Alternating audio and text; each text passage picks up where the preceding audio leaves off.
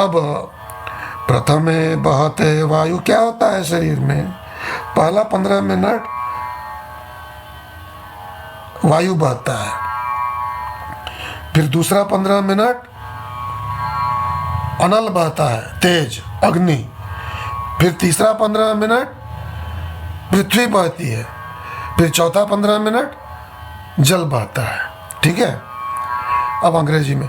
So when your Pingala नाड़ी is active for the first 15 minutes, प्रथमे बहते वायु, एयर और वायु flows the subtle, then dvitiyam cha tadha anala, then the next 15 minutes anala or fire flows, the subtle, then the next 15 minutes tritiyam bahate bhumi, bhumi is prithvi or earth, the earth element flows. Now you will say, what, earth flows? Oh, okay, lava flows. No, that is gross earth. That's not what I am talking about. I am talking about the subtle.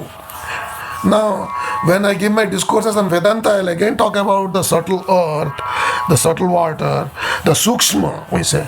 Now, coming back to the yoga, first flows the air, next, just assume, close your eyes and assume. Yogi is saying, there might be something to it, there might be nothing to it. Either way, listen. First flows air, then flows fire, then flows earth, and then flows water. 15, 15, 15, 15. 1 hour, over. The breath moves to the left nostril, that is Ida Nadi. Now, we are talking about Pingala Nadi the first hour, this hour, when the first 15 minutes, air is flowing. Then who runs?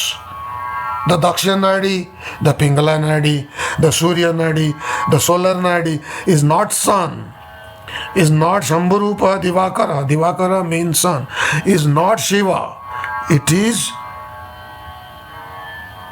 we call Rahu. So, what does it mean? It means Surya or sun has been eclipsed by Rahu. So, in Vedic or Indian system, there is this story that Rahu gobbles up the sun but cannot really keep it inside and the sun comes out. So this is the meaning. Now, if you got it, you got it. Else in a future discourse I'll explain it. So the sun is running the Pingala Nadi, but when air flows, the subtle air, before fire starts flowing, when it's transferring or transiting is a better word to fire from air, up to that point air is flowing, Pingala is active, the entity that runs the Pingala Nadi, the ruler of that Nadi is not sun but something else, but air, you can say. It's a dominating force, it's a dominance. Vayu, we call it Rahu now in Hindi. तो हम ये कर रहे हैं, प्रथमे बहते है वायु, पहले हवा बहती है, द्वितीयम च तथा नला, फिर अनल बहता है, तृतीयम बहते भूमि, फिर अर्थ या भूमि या पृथ्वी बहती है, फिर जल बहता है 15-15 मिनट। तो जब हवा बहती है, मरुत बहता है पहला 15 मिनट, तब दक्षिणाढ्या प्रसारेण, वो दूसरा श्लोक हो गया।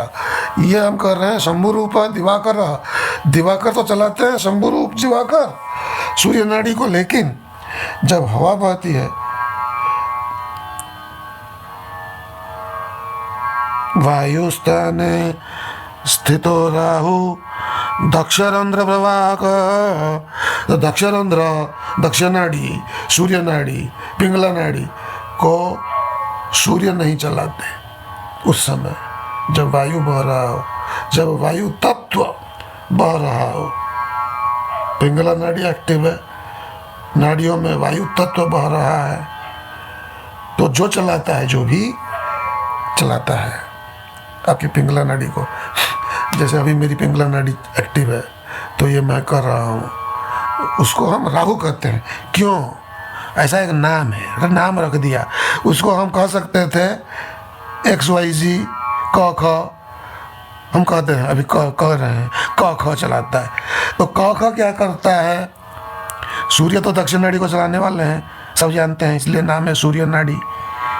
कभी कभी हम कह रहे हैं शंभु रूप दिवाकर, डरते नहीं हैं हम शिव जी से। शिव जी के उपासक जो हैं तो शिव चलाते हैं, लेकिन शंभु रूप दिवाकर सूर्य चलाते हैं। तो सूर्य क्या है? एक देवता है और एक ग्रह भी है। कहीं कहीं कह दिया कि विष्णु के दाहिने साइड में बैठते हैं, तो इतने प्रभावशाली है सूर्य। तो उनका जो एस्पेक्ट है, जिसको कि हम सूर्य ग्रह कहते हैं, it is an aspect of Surya Deva. So we say the planet Surya. The physical manifestation is the sun in our solar system. तो इसका फिजिकल जो मैनिफेस्टेशन है, जो फिजिकली हमको दिखता है, तो वह हो गया तो सूर्य ग्रह है। तो हम कहते हैं वह ग्रह सूर्य ग्रह वो चलाते हैं सूर्य नाड़ी को। लेकिन कब? जब अग्नि बहता हो, पृथ्वी बहता हो और जल बहता हो। कब? जब पिंगला नाड़ी एक्टिव है, तब चलाते हैं सूर्य। लेकिन जब वायु बहता हो, पिंगला नाड़ी एक्टिव हो, तो सूर्य नहीं चलाते, वायु ही चलाता है, और उस वायु को हम कहते हैं Rahu. Now in English, and I think with this I'll end the discourse because it's becoming too heavy for me as I try to explain it. When fire is flowing, water is flowing, earth is flowing, water is flowing, Pingala Nadi is active. What runs the Daksha Nadi, the Pingala Nadi, is a graha or a planet called sun in astrology. But when air is flowing, the entity that runs the Pingala Nadi, the Daksha Nadi, the solar Nadi, the heating Nadi, we call it Rahu. Its a name is given. So what is Rahu doing? Rahu is kicking sun out and running the Pingala Nadi. तब राहु सूर्य को भगा देता है और चलाता है पिंगला नाड़ी को। इसीलिए हम कहते हैं सूर्य ग्रहण में राहु ग्रस लेता है सूर्य को। So that is why we say that in the solar eclipse Rahu engulfs, gobbles up Surya or sun. That's the solar eclipse as per Vedics. But it cannot keep it. It comes out of the other end. So it is visualized as a serpent and all that stuff. It comes out and starts ruling the right nadi, the Pingala nadi, and the tattva has changed from air to fire. So in a fiery state, Pingala is itself fire, and in a fiery state it is no longer Rahu, it is sun. So that is what I wanted to get at in this verse from Shatmaram. Adinathodidam divyam ashtaishwarya padayakam vallavam sarvasiddhanam durlabam marutamapi gopaniyam prayatnena yatha ratnakarandakam kasya chinnaiva bhaktavyam kulastri suratam yatha. So this is an interesting verse. It talks about kulastri, your kulastri, the woman in your kula. So as you keep her kind of hidden, as you don't expose her to everybody, similarly don't expose this knowledge to everybody. If you like someone, if you like a friend, make him listen to this. तो हम कर रहे हैं गोपनीयम प्रयत्न यथा रत्नकरंडकम कस्यचिन्नैव वक्तव्यम कुलस्त्री सुरतम यथा। पूरी किताब रामायण तो लिख दी सतमाराम ने, लेकिन यह भी कहा कि गोपनीय रखें इसको, क्योंकि ये सिद्धि जो है योग सिद्धि ये कहने से घट जाती है। तो हम अब क्या करें, हम कह देते हैं तो हमने उतना ही कहा जितना आप पचा पाएंगे, क्योंकि एस्ट्रोलॉजी लोगों को बहुत ही पचता है, जमता है। और कभी कभी लोग तो फिर परेशान हो जाते हैं कि राहु परेशान कर रहा है, तो राहु नहीं परेशान कर रहा है, आप मैनेज नहीं कर पा रहे हैं वायु तत्व को, तो उसके लिए मैनेजमेंट है मेरे पास, आप वायु मुद्रा करें। सो आई just said again that sometimes people get upset that Rahu is active in astrology. Now how do you manage Rahu? You do Vayu Mudra, because I just said that Rahu is or XYZ or Ka is the name that we gave, but actually what is the dominance is that of the Tattva or the great Mahabhuta, the great Holy Ghost, or the great element, or the great causation, or the great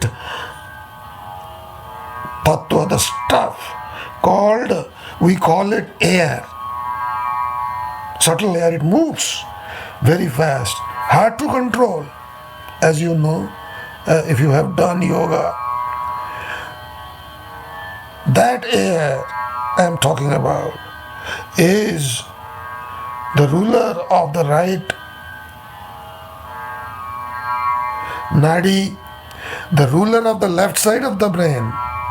This is proven in modern research. आधुनिक research में यह पक्का हो गया है कि जब दाहिने नाक से हवा बहती हो तो आपके ब्रेन का बायां हेमिस्फीयर, बायां भाग एक्टिव रहता है. This has been proven by modern research that when air flows in your left nostril, your right hemisphere brain is active. जब आपका बायां नाक से हवा चल रहा हो तो आपका दाहिना भाग आपके मस्तिष्क का वह एक्टिव रहता है. यह तो प्रूवन है. प्रूवन क्या नहीं है? What is not proven? What is a matter of debate? जो संघर्ष का डिबेट का विषय है, it is this. People fight whether the left hemisphere is logical and the right hemisphere is creative, spatial or not. इस बात में वाद विवाद होता है कि मस्तिष्क का बायां भाग सही में क्या मैथमेटिक्स लॉजिक देता है और दाहिना भाग क्या आपको क्रिएटिव रचनात्मक कलाकार बनाता है. इस पर वाद विवाद है. कुछ लोग कहते हैं हाँ, कुछ लोग कहते हैं नहीं. ब्रेन का तो मस्तिष्क का दोनों भाग दोनों काम करता है. लेकिन कुछ लोग कहते हैं कि जो आपको गणित चलाता है वो बायां भाग है, जो आपको लॉजिकली सोचने देता है वो बायां भाग है जब पिंगला एक्टिव हो. तो यह ऐसा हो गया. तो आप खुद अपने में देखिए, यह योग है. जब आपके दाहिने नाक से बहता हो तब क्या आप गणित जल्दी करते हैं? उसमें भी कभी कभी गणित बहुत जल्दी हो रहा है क्या? मतलब वायु बह रहा है क्या? आग या जल के Shiva. See, when your pingala is active, when your right nostril is breathing air, as a yogi, you observe yourself. Is your mathematical brain more active? If it is it even more and most active at certain points? Like when the air element is flowing, as opposed to the fire element or the earth element or the water element. Now you observe that. In about a year, I am going to come back and going to teach you. एक साल में हम वापस सबको समझाएंगे, शिक्षा देंगे, अगर आप हमारे साथ हो. कि आप कैसे जाने? How do you know that air element is flowing? There are many ways. I'll tell you those. Now let's end this discourse here. I hope you enjoyed as much as I enjoyed this Tanpura and the discourse. Thank you. You have an auspicious day. धन्यवाद. आपका दिन मंगलमय हो.